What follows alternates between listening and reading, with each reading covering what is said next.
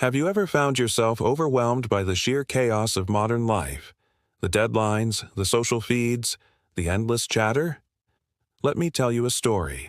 Last week, I was caught in a traffic jam, everyone honking, my phone buzzing non-stop. I remembered a line, "Go placidly amid the noise and the haste." It struck me. Peace isn't about escaping noise, but carrying a stillness within. Now, you might be thinking, easier said than done, right? Absolutely. That's the conflict. Our world runs on what psychologists call cognitive overload, a term for how our brains struggle to process the barrage of information. But there's a solution. We can practice mindfulness. Think of it as installing a mental firewall, filtering out what's urgent from what's just noise. Here's a quick exercise. Try pausing for a single deep breath when things get loud. That's neuroplasticity at work, the brain's ability to rewire itself through simple habits. One small pause, and suddenly, calm is possible, even if the world outside is spinning. So, why does this matter? Because in this noisy, fast-paced world, the real challenge isn't silencing the world. It's tuning your mind to hear what really matters. You have the right to peace, even if it's just for a moment. That's an act of self-care, and trust me, your future self will thank you. So next time the world feels deafening, remember, peace isn't the absence of noise, it's the presence of inner calm. Will you give yourself permission to find it? Let me ask, when was the last time you spoke your truth? Quietly, not to win, but just to be heard. In a world buzzing with opinions, it's tempting to shout, to compete for airtime. Yet, as the text urges, speak your truth quietly and clearly, and listen to others. Now you might roll your eyes and think, but what if people just don't listen? That's the dilemma. The psychological term here is active listening, really paying attention, not just waiting for your turn to talk. When you practice this, even with someone you disagree with, you build what neuroscientists call empathic resonance.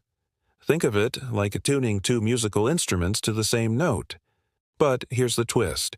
You won't always be met with kindness. Some people are loud, aggressive, vexatious. The resolution? Accept that not everyone's ready to listen, but you can control your reaction. Maintaining calm is, paradoxically, the most powerful stance. Let me put it this way. You don't have to compromise your values or pretend to be someone you cue, or not. Authenticity, like a lighthouse, guides you through the fog of social comparison and criticism. The world needs your unique voice, quietly or loudly. So, the next time you're in a heated debate or surrounded by noise, ask yourself, are you listening as much as you're speaking? That's how real connection, real progress begins. Question for you. Have you ever scrolled through social media and suddenly felt less than? It's so easy to compare ourselves with others, their wins, their perfect feeds. But as the passage warns, if you compare yourself with others, you may become vain or bitter. The problem is what psychologists call social comparison theory. Imagine it as running a race with no finish line, always seeing someone ahead or behind. The conflict here is that chasing someone else's standards leads to jealousy or arrogance. Neither helps us grow. So, what's the antidote? It's gratitude, focusing on your achievements as well as your plans. Neuroscientists say gratitude triggers dopamine, the brain's reward chemical. When you celebrate your own milestones, however humble, you reclaim your narrative. Now, maybe you're thinking, but my achievements aren't impressive. Let me reassure you, even small victories are real. Your career, your skills, your story. These are lasting possessions, especially in tough times. So next time you catch yourself comparing, pause. Ask, what have I accomplished that matters to me? That's how you build lasting self-worth, not fleeting envy. Let's talk resilience. Life's full of sudden misfortune, job losses, heartbreak, setbacks. The text says, nurture strength of spirit to shield you in sudden misfortune. That's your setup. Life throws curveballs, often without warning. Now, you might ask, how do I prepare for the unknown? This is where the concept of emotional resilience comes in, a psychological immune system, if you will. Building it means practicing optimism, but also learning to rest. Fatigue and loneliness can turn ordinary fears into monsters. The conflict?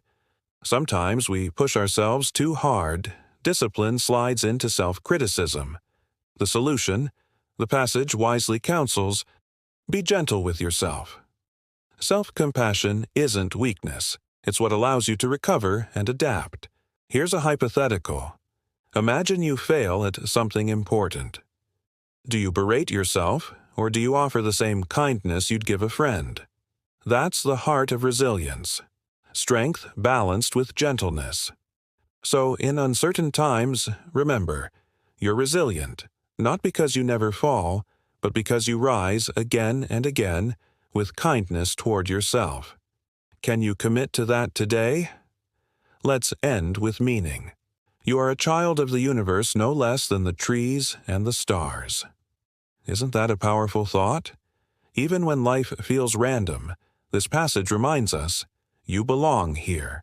Maybe you wonder, but what about my failures, my broken dreams? That's the existential conflict, the search for purpose in a world that seems indifferent. Philosophers call this existential angst. But here's the comfort.